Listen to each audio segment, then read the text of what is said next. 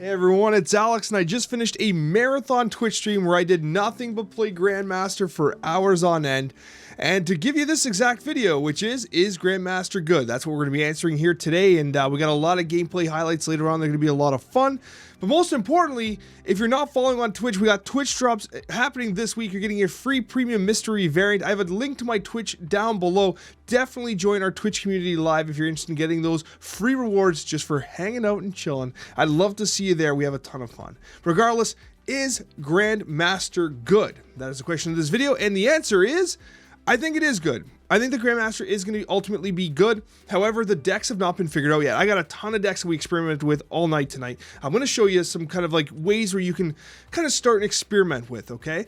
I think Grandmaster on the surface when you're first playing him can feel a little frustrating to play. He can feel like, actually, he can feel not good. But what's going to happen is like, a week or two from now, he's going to be in probably one of the top win rate decks in Marvel Snap, and he's going to be an irreplaceable component of it. Meaning that he feels like a card that is going to have incredible combo potential, and once the code is cracked, so to speak, Grandmaster is going to pop off. That's what it feels like. Once you determine what the most optimal deck for Grandmaster is, it feels like it's going to be really, really good. However, I do recommend that you wait and see.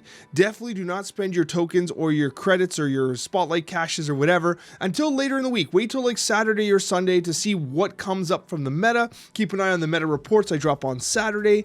Keep an eye on what's going on before you drop your hard-earned resources, okay? Because Grandmaster has a very high ceiling, but at the same time, it did at times feel awkward to play.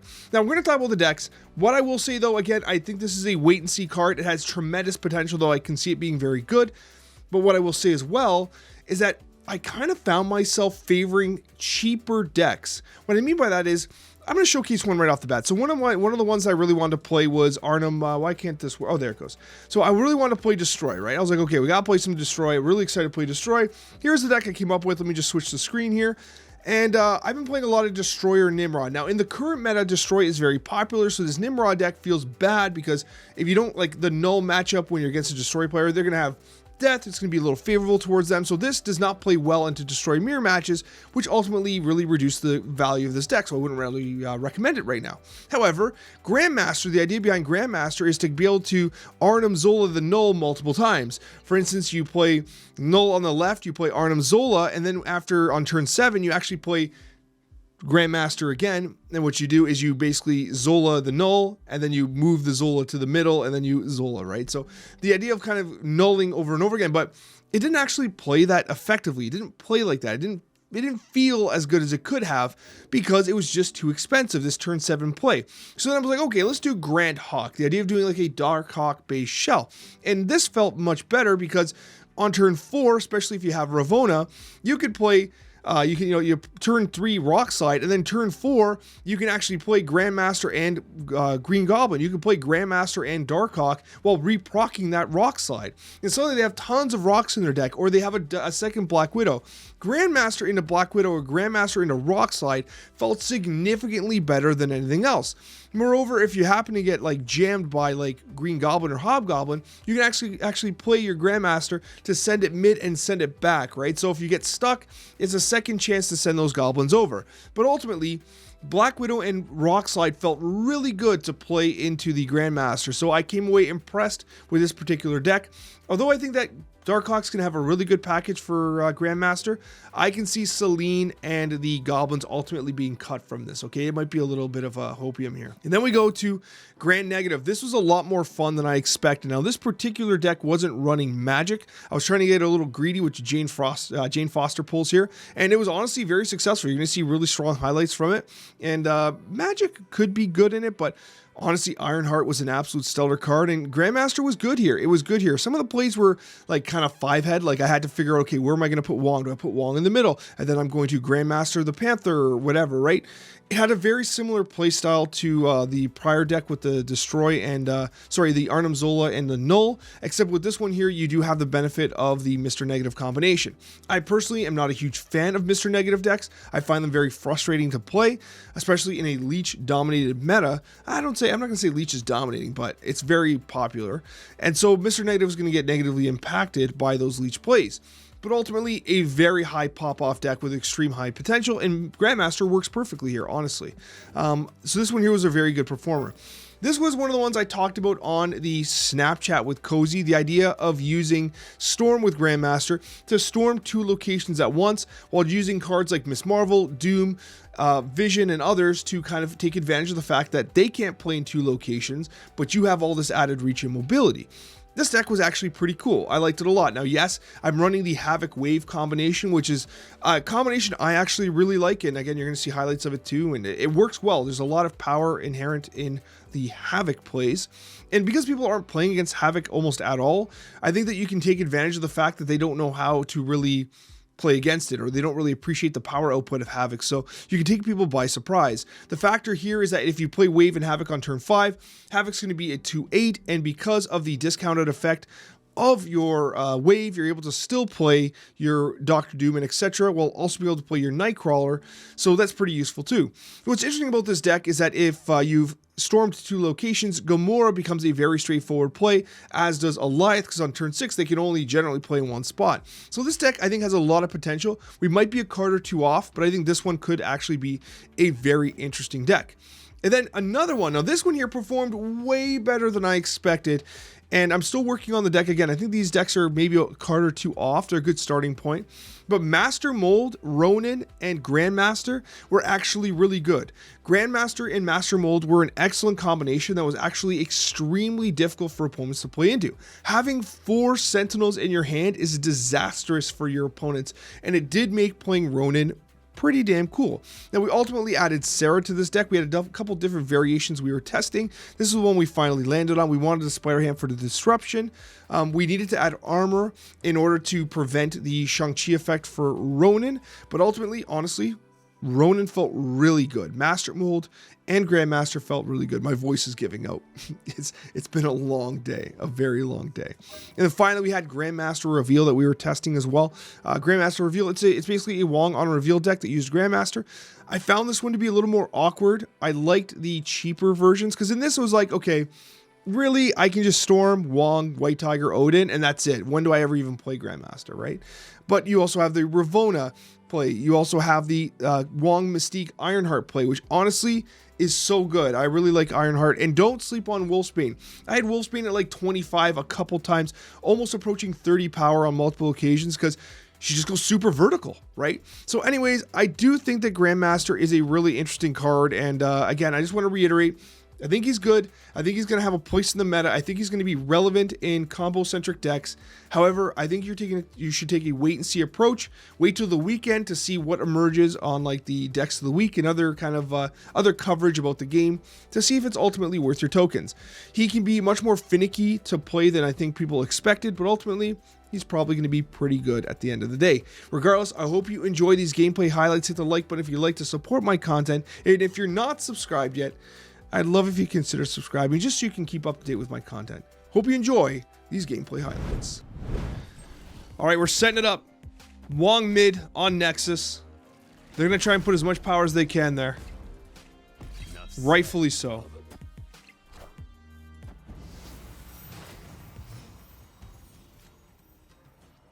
Black Panther, 6.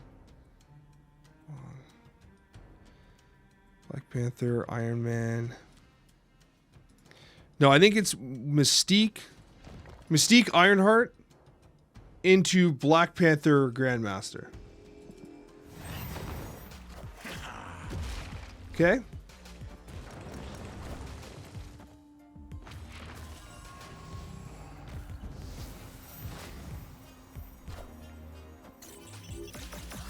Buff them up.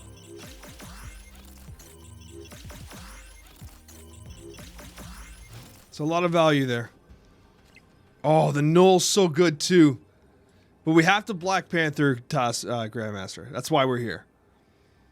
This is why we're here, folks. Null was a great top deck too. Null was a very nice top deck as well. I imagine they played their own Null here. But this Black Panther is going to enjoy itself.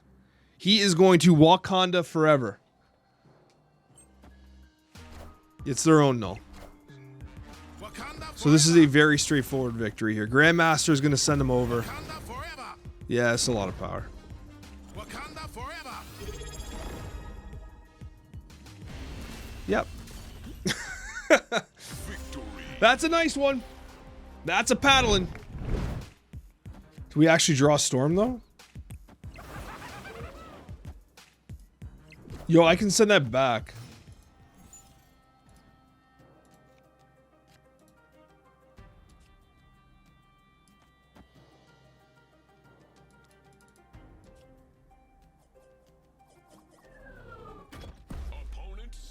They're snapping? I'm gonna wait a sec. I'm gonna throw down Iron Lad here.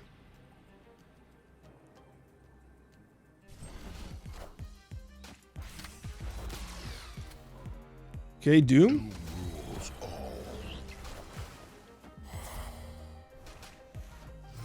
They're playing junk.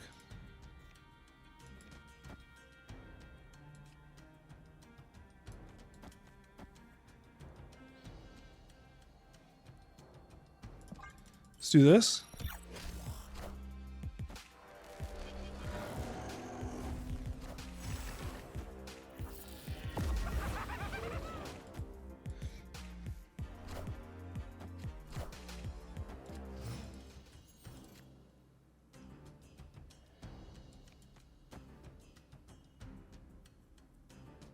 I actually have to block off mid because this goblin.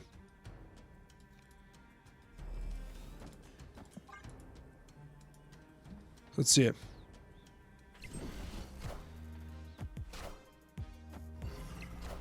Yeah, so the Annihilus. Top deck Mystique is beautiful. Oh my god. It's a thing of beauty. Come on, go eat.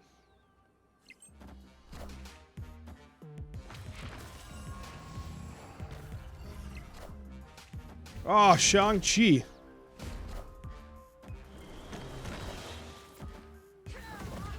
And they just lose by one. Shongers comes out, hits him for the 8 cubes. Grand Accuser doing work. Oh no. I have pants on. Okay, Animaze is really good for Nimrod. I think we do Nico into Magic. This is a pretty strong line here. Shadowland is cringe.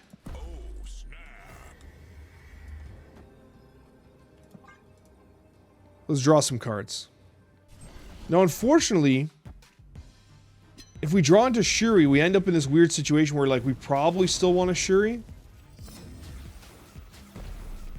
We do draw Shuri. So, as much as I want to play Nimrod in Animaze, we always play Shuri here. Okay, oh! Mr. Negative Patriot. Not what I really expected, honestly. We have Zola. I am Iron Man. Okay, that's good. Okay, let's try this. This is kind of memey, but let's play Destroyer. And then we'll Grandmaster Destroyer. We could have played a mid. He would have ended up on the right or left. Wow, we probably scanned ourselves 3 points there. Okay. I like the morph gameplay. Very unfortunate that we top deck Null, because Null obviously works really well with Grandmaster. Now, what I think we do here... Grandmaster. Okay. Destroyer splits everything. Carnage. Venom mid. No, Venom can't go first. Because we destroy, right? Look at this Null in the deck, by the way. Oh wait, we sacrifice one, so we lose out on one Nimrod there. But wait, is Venom gonna move now?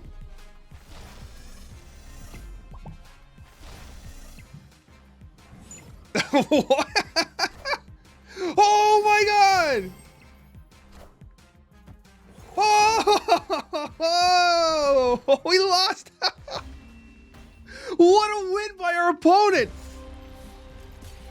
That was so good! That's how you lose a game of Marvel Snap. That was so well done.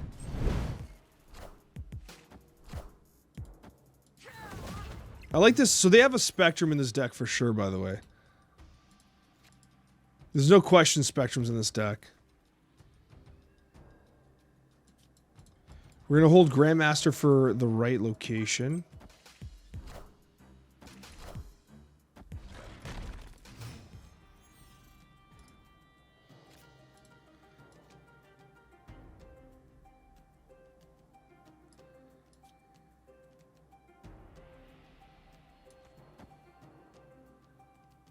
Gonna hit him with this.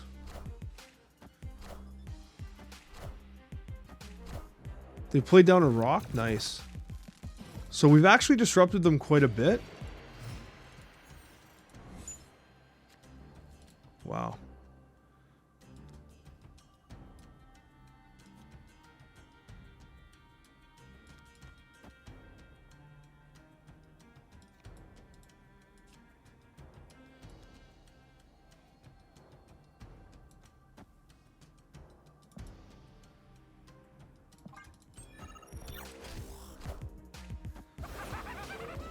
Cosmo's making a bit of a comeback, yeah.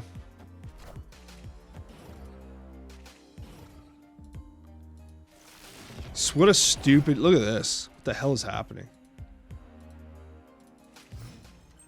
So, Grandmaster, move 1, rock slide. This is a super dumb game.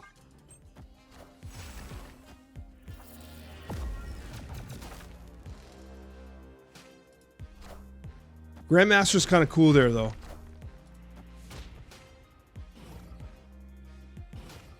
Oh my god.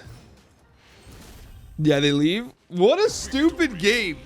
I kind of showcased Grandmaster, though. Got to play that other Widow's Bite. That was pretty cool. So apparently my wife was like, bruh, everyone knows about the Stanley Cup thing right now. I'm like, I don't have TikTok or Instagrams or anything. Like, I don't know what the hell's going on. I don't know what's happening.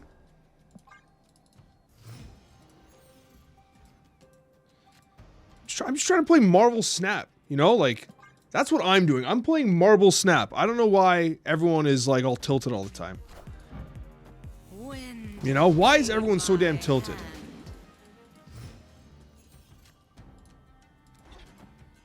This Grandmaster is going to be great here. We Black Panther Zola, I guess.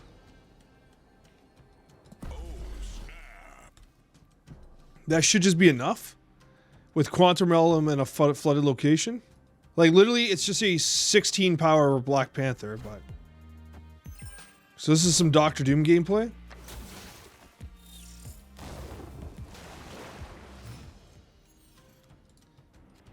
We don't have initiative, though, so we probably lose to Eliath.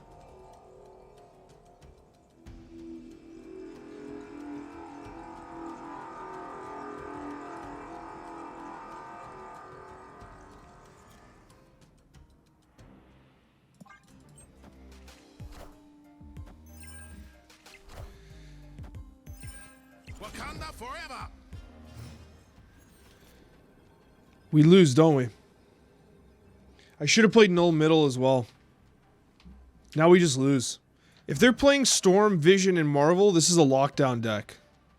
I mean, I'm worried about Eliath.